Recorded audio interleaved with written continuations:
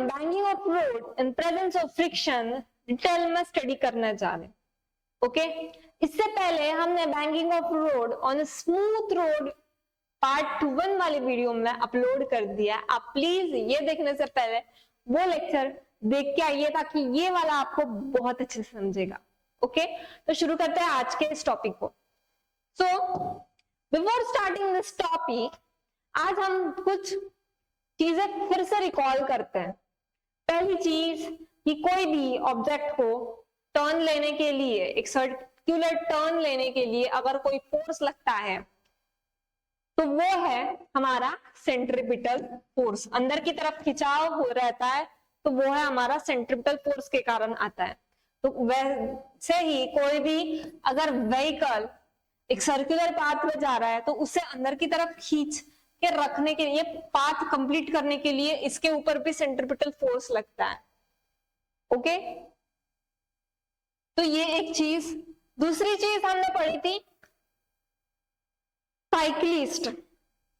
एक circular path पे turn लेने के लिए ना साइक्लिस्ट क्या करता है, आपने भी बचपन में बहुत बार साइकिल चलाई है, तो कब की एक शार्प टर्न आया होगा, और शार्प टर्न जब भी आया होगा तब क्या आप सीधे सीधे एकदम साइकिल पे एकदम स्टेबल हो और सीधे सीधे चले गए? ऐसा नहीं है, साइकिल चला के चले गए, आप थोड़े से ऐसे झुक जाते हो। अगर टर्न तुम्हारा ऐसा है ना तो आप उस टर्न लेते वक्त थोड़ा थोड़ा झुक जाते हो। साइकिल लेते वक्त एकदम से सीधे सीधे नहीं निकलते, एकदम स्ट्रेट है तो पॉसिबल ही नहीं है सर वो टर्न लेना। अगर आप ऐसे कर गए तो क्या होगा, आप बाहर की तरफ फेंके जाएंगे, स्कीड हो जाएंगे आपकी साइकिल, आपका एक्सीडेंट हो जाएगा वगैरह वगैरह। ओके, तो ये बाहर जो जाता है वो फोर्स हमारा कौन सा होता है? सेंट्रीफ्यूगल फोर्स, जो हमेशा बाहर की तरफ लगता है, जो एक स्यूडो फोर्स है। और अंदर की तरफ खींचने के लिए लगता है हमारा सेंट्रीपिटल फोर्स। हर ऑब्जेक्ट को वो पकड़ के रखता है ताकि वो circular path, circular turn cover कर पाए। दोनों के फॉर्मूलाज सेम है, mv²/r। फॉर्मूलाज में कोई चेंज नहीं है दोनों की। ओके, तो इसमें कंफ्यूज मत होना। तो साइक्लिस्ट क्या करता है, बेंड हो जाता है। अब सेम पाथ है, सेम टर्न लेना है, कार रखिए, कार क्या करेगी? क्या क्या पॉसिबल है कार ऐसी बेंड हो पाए? खुद के हवा में तिरछी हो जाएंगी? This is not possible in case of car. तो हम क्या करते हैं, आर्टिफिशियली बेंड कर डालते हैं उस कार। जैसे अगर ये कार पहले ऐसी थी, पहले एकदम रोड एकदम स्ट्रेट थी, सिंपल एकदम फ्लैट रोड थी, एकदम फ्लैट थी, बहुत मस्त थी रोड, बट ऐसे रोड पे ये कार तो नहीं झुक सकती ना, तो कार को झुकाना पड़ेगा आर्टिफिशियल। तो हम क्या करते हैं, इस अगर पाथ हमें ऐसे सर्कुलर पाथ पे चलानी है गाड़ी, एकदम ऐसे टर्न लेना है इस डायरेक्शन में, तो हम क्या करेंगे, इस कार को बेंड करेंगे। कैसे? आर्टिफिशियली इस रोड को ही बेंड कर डालते हैं। तो ये हो गई हमारी कार। क्या अब ये कार सेंटर की तरफ खींचे जाएंगी अपने आप? ये अपने आप अंदर की तरफ खींचे जाएंगी, राइट? अब देखो, पहले इसकी लेंथ थी x, पहले इसकी लेंथ कितनी थी? x। हमने यहीं से उठाया ना इस कार को, ओके, दिस वाज x। अब उठाने के बाद इसकी लेंथ कितनी हो गई? l। उठाने के बाद, रेस करने के बाद, इसका एक साइड ही हमने ऊपर उठाया ना, रेस किया ना, वो है l। एंड जितने हाइट से उठाया, रेस किया, that was our h, this is our car. तो क्या आप कार अंदर की तरफ खींची जाएंगी? ओके, बट यहाँ पे फ्रिक्शन भी लगेगा, हम क्योंकि हम फ्रिक्शन वाला केस स्टडी करने जा रहे हैं। ओके, जब ये कार सीधी थी, नॉर्मल रिएक्शन का कंपोनेंट कैसा था? r, ऊपर की डायरेक्शन में। अब ये कार तिरछी है तो रिएक्शन कंपोनेंट कैसा रहेगा? अब ये कार इस तरह तिरछे, तो रिएक्शन का कंपोनेंट कहां रहेगा? कार ऊपर की तरफ। ओके, वेट mg नीचे,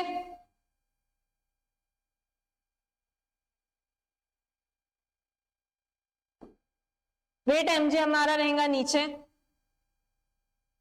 साथ में इस कार को एक फ्रिक्शनल फोर्स भी, क्योंकि वहां पे फ्रिक्शन है वहां पे, और हम सेफ स्पीड निकाल रहे हैं। मैक्सिमम स्पीड कितनी रहेंगी उस कार की, जितनी ज्यादा स्पीड रहेंगी वो कार ऊपर की डायरेक्शन में रहेंगी। मतलब अगर कार की स्पीड तो यहां तक वो आ जाएंगी, तो इस स्पीड पे हमें फ्रिक्शन की वैल्यू जो निकालनी है, तो वहां पे भी एक लिमिटिंग फ्रिक्शन है, क्योंकि हम सेफ स्पीड निकाल रहे हैं ना। देखो सेफ कितनी सेफ्टी वाली स्पीड होनी चाहिए, मतलब एक पर्टिकुलर लिमिटिंग वैल्यू होंगी फ्रिक्शन की भी वो मैक्सिमम वैल्यू रहेंगी, जिसके आगे अगर हमने स्पीड बढ़ा दी तो कार स्किड हो जाएंगी, बाहर की तरफ चली जाएंगी सेंट्रीफ्यूगल फोर्स के कारण। मतलब हम सेफ्टी स्पीड निकालने के लिए हमारा फ्रिक्शन ज्यादा, सबसे उसकी मैक्सिमम वैल्यू हम लेंगे, यहाँ पे फ्रिक्शन की मैक्सिमम वैल्यू रहेंगे, जिसे हम कहते हैं limiting value of friction.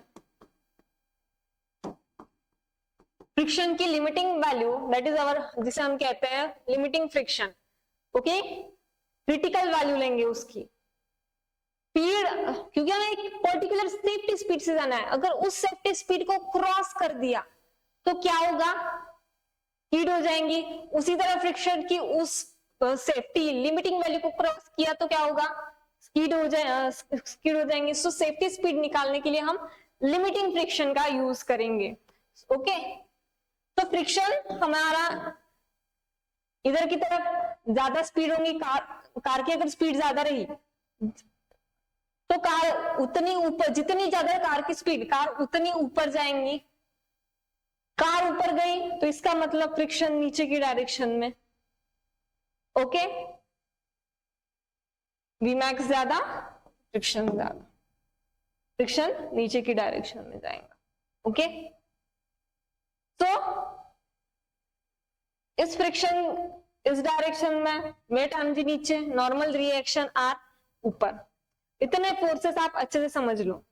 Okay, तो अब हम इसे टॉपिक को अच्छे से समझेंगे वापस। Banging of road in presence of friction. Okay, तो पहले तो क्या हम देख रहे हैं, ये कार है, इस कार के ऊपर वेट लग रहा है mg नीचे, फ्रिक्शन फोर्स जो हमने अभी अभी देखा इस डायरेक्शन में लगेगा।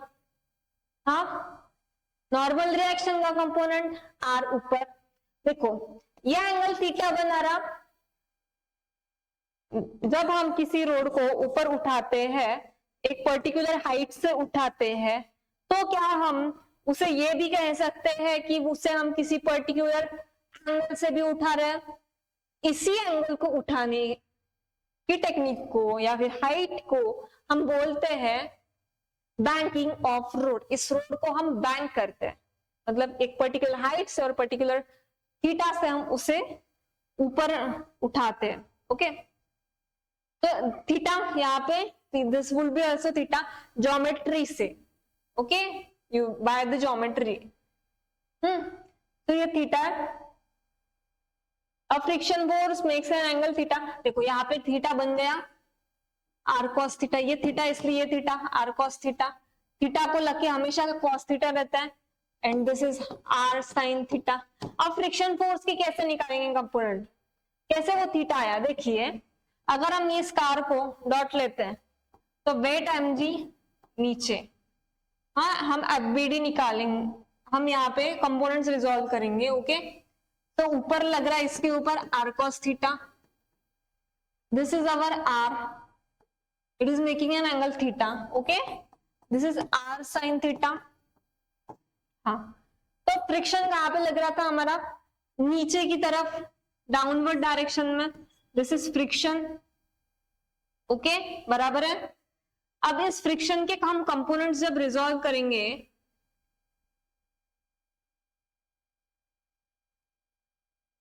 हाँ ये आर साइन थीटा का ये था, फ्रिक्शन का ये, हम कंपोनेंट्स रिजॉल्व करने जा रहे हैं यहां से।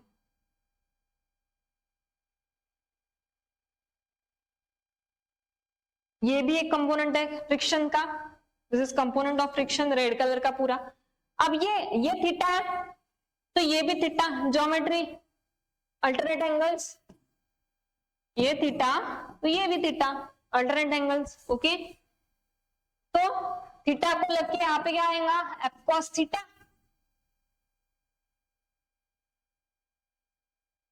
एफ कॉस थीटा, और यह होगा एफ साइन थीटा।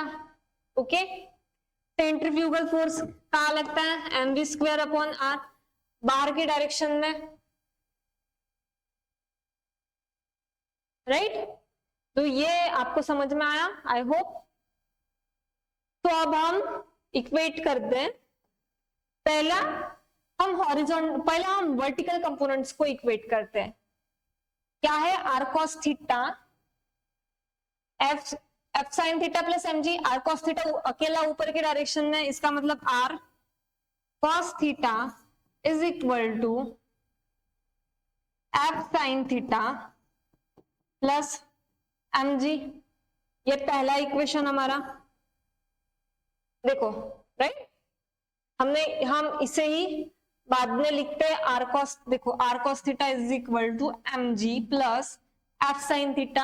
हाँ, इसी चीज को हम वापस लिखते हैं R cos theta minus F sine theta को इधर लेके आते हैं, minus F sine theta is equal to m g. Okay, अब हॉरिजॉन्टल कंपोनेंट्स को इक्वेट करते हैं। हॉरिजॉन्टल कंपोनेंट, ये हॉरिजॉन्टल कंपोनेंट है, इसे हम इक्वेट करेंगे R sine theta plus F cos theta, दोनों की डायरेक्शन एक दिशा में है, इसका मतलब दोनों ऐड हो जाएंगे, which will be equal to, ये अकेला बाहर की डायरेक्शन में है, m v square upon R, m v square upon R. यह है हमारा इक्वेशन 2। देखिए, R sine theta plus F cos theta, R sine theta plus F cos theta which is equal to m v square upon R. R sine theta और F cos theta की direction दोनों की बाहर की तरफ एक direction है और इसके अकेले की m v square upon R, इसलिए दोनों इक्वेट हो गया, हॉरिजॉन्टल कंपोनेंट। ओके, अब इक्वेशन 2 को इक्वेशन 1 से हम डिवाइड करते हैं। R sine theta plus F cos theta is equal to m v square upon R, जिसे हम डिवाइड करते हैं इक्वेशन 1 से, R cos theta minus F sine theta is equal to m g. Okay, तो हमें final answer मिलता है। देखो हमने क्या किया, R sine theta plus F cos theta upon R cos theta minus F sine theta, दोनों इक्वेशंस को हमने डिवाइड कर दिए, तो हमें मिलता है R sine theta plus mu R cos theta. हम यहाँ पे फ्रिक्शन की वैल्यू यूज करते हैं। फ्रिक्शन का फॉर्मूला क्या है, F is equal to mu times R, F is equal to mu R, क्योंकि हम लिमिटिंग फ्रिक्शन की वैल्यू यूज कर रहे हैं, which is given by mu times R, F limiting is equal to mu R cos theta, जैसे कि जैसे R cos theta minus F sine theta की value mu R sine theta which is equal to we square upon R G. सारे इसके are cancel हो गए, अब ऊपर वाले नीचे वाले सारे कंपोनेंट्स के आर कैंसिल हो गए। सो हमें मिलता है R sine theta plus mu cos theta upon cos theta minus mu sine theta is equal to we square upon R g, right. अब कॉस थीटा को हम बाहर निकालेंगे, हमें मिलता है cos theta is equal to sine theta upon cos theta plus mu cos theta बाहर निकालेंगे तब साइन थीटा से कॉस थीटा अपने आप डिवाइड हो जाएंगे, बेसिक मैथ्स कैलकुलेशन है। Okay, divide by cos theta, और वैसे ही नीचे वाले में भी कॉस थीटा निकालेंगे हम बाहर इक्वेशन की, cos theta is equal to 1 minus mu sine theta upon cos theta, okay, times R g. अगर ये आपको ऐसा नहीं समझ में आया हो तो सीधे सीधे आप ये भी कह सकते होगे dividing by cos theta in numerator and denominator, ऐसे करोगे तो भी आपको यही चीज मिलेगी, sin theta upon cos theta plus mu cos theta upon cos theta, दोनों को भी अगर डिवाइड करते हैं इस केस में,